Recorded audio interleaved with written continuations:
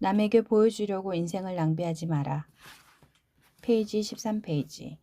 아리스토텔레스는 니코마코스 윤리학에서 인생의 자산을 세 가지로 나누었다.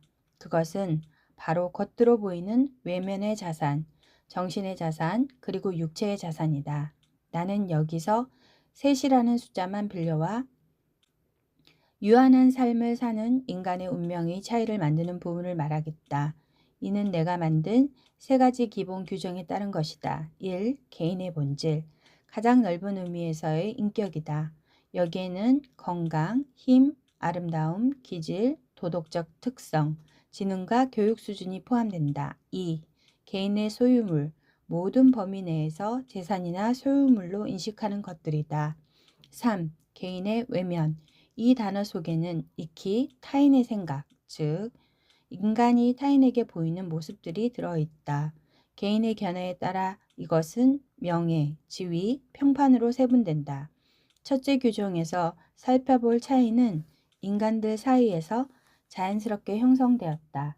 이런 관점에서 다른 두 가지 규정보다 첫째 규정이 더 본질적이고 정교하다는 사실은 분명하다.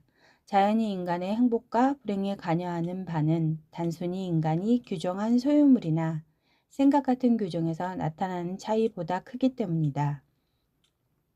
위대한 정신이나 마음가짐을 지닌 진정한 인격적 우수성은 지위, 출생 신분, 심지어 고귀한 왕가의 핏줄이나 부유함에 견줄 수 없다. 이들의 차이는 영국 무대 위의 왕과 실제 왕의 관계와 비슷하다. 일찍이 에피쿠로스의 수제자 메트로도로스는 행복의 원인은 우리 내면에서 나오며 이는 사물에서 비롯된 행복보다 크다는 제목의 글을 썼다. 물론 인간의 행복, 즉 인간의 본질이 존재하는 전반적인 방식에서 가장 중요한 것은 인간 내면에 이미 있거나 그 내면에서 일어나는 일임은 명백하다. 유쾌함이나 불쾌함은 감정, 의도, 사고의 결과이며 내면에만 머물지만 그 밖의 외부의 모든 것은 간접적인 영향을 끼칠 뿐이다.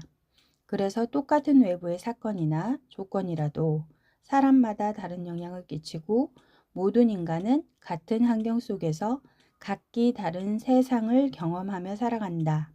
개인의 사상, 감정, 의지와 동요 정도만이 인간과 직접적으로 연결되어 있기 때문이다.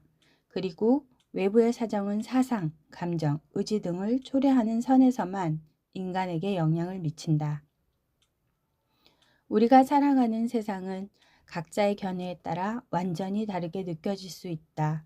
이 견해에 따라서 사람은 세상을 불행하게 바라볼 수도, 진부하고 단조롭게 바라볼 수도, 또는 풍요롭고 재미있으며 유의미하게 인식할 수도 있다.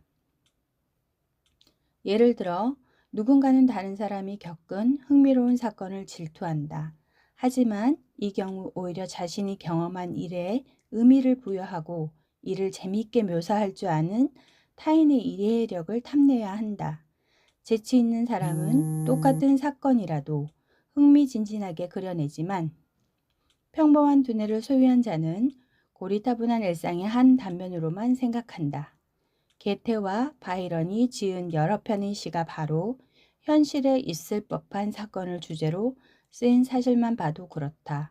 우매한 독자는 시인이 겪은 매력적인 순간이 부러울 뿐 완전히 평범한 사건을 위대하고 아름다운 순간으로 그려낸 시인의 대단한 상상력은 부러워하지 않는다. 이와 마찬가지로 침울한 자는 어떤 사건을 두고 슬픈 장면으로 기억하고 쾌활한 자는 흥미로운 논쟁거리로 생각하며 무기력한 자는 그저 무의미하게 스쳐 지나가 버린다. 현재로 충만한 현실의 주관과 객관이 존재하는 일은 마치 산소와 수소가 결합하여 물을 만드는 이치와 같다. 즉, 아무리 필수적이고 밀접한 연결성이 있어도 결합하지 않으면 소용없다는 뜻이다. 그러므로 객관적인 절반이 완전히 같아도 주관적인 절반이 다르거나 반대로 주관적인 절반이 같고 객관적인 절반이 다르면 현재의 현실은 완전히 달라진다.